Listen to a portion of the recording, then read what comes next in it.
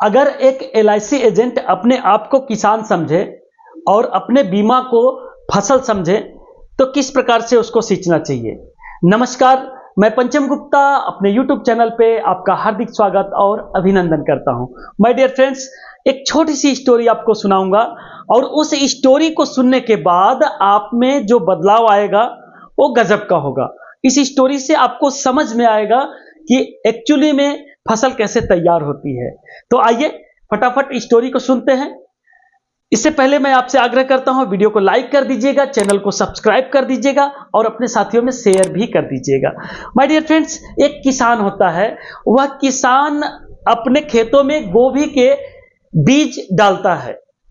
मान लीजिए उसने 100 गोभी के बीज को गिनकर अपने खेतों में डाला।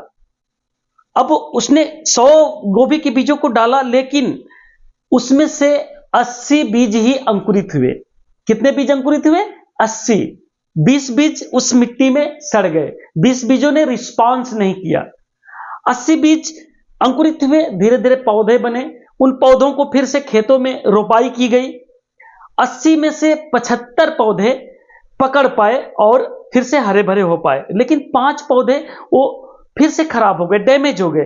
किसी की डंठल टूट गई, किसी ने पकड़ा नहीं, किसी को पैर लग जाने की वजह से हिल गए, वो नहीं पकड़ पाए, तो 5 और खराब हो गए।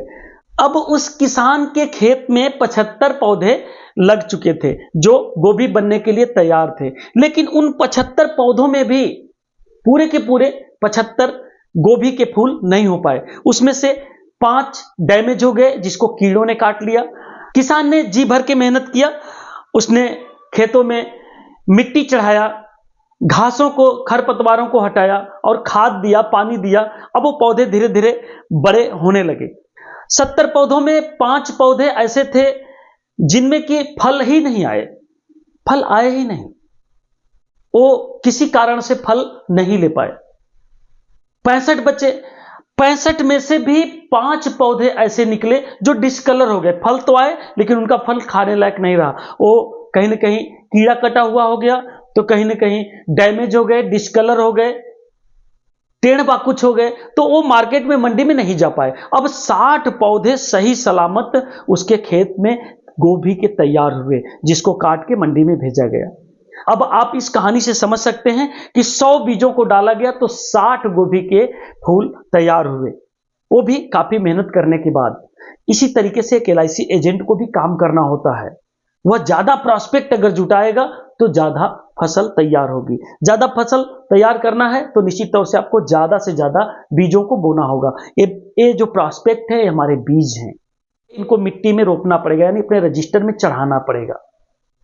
और जैसे रजिस्टर में चढ़ाते हैं तो खाद पानी देना पड़ेगा, यानी इनसे बात करनी पड़ेगी, फॉलो अप लेना पड़ेगा, इनको प्रेजेंटेशन देना पड़ेगा, इनसे कहना पड़ेगा, मुंह खोलना पड़ेगा, इनको बीमा का प्लान बताना पड़ेगा, बीमा लेने के फायदे बताने पड़ेंगे, बीमा न लेने के नुकसान बताने पड़ेंगे।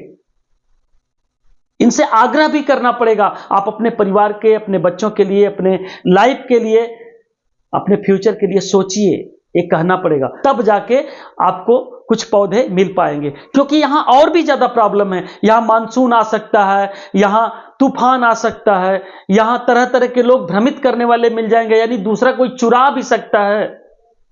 तो आपके गोभी के पौधे, गोभी के फूल यहां कम बचने वाले। इसलिए ज्यादा से ज्यादा बीजों को बोने की जरूरत है, ज्यादा से ज्यादा पौधों को लगाने की जरूरत है, ज्यादा से ज्यादा प्रॉस्पेक्टिंग करिए, ज्यादा से ज्यादा लोगों को प्लान समझाइए, ज्यादा से ज्यादा लोगों को कन्विंस करिए, ज्यादा से ज्यादा लोगों की ऑब्जेक्शन हैंडलिंग करिए, ज्यादा से ज्यादा लोगों को कॉन्सेप्ट समझाइए, बीमा लेने के फायदे समझाइए और ज्यादा से ज्यादा लोगों के टच में रहिए।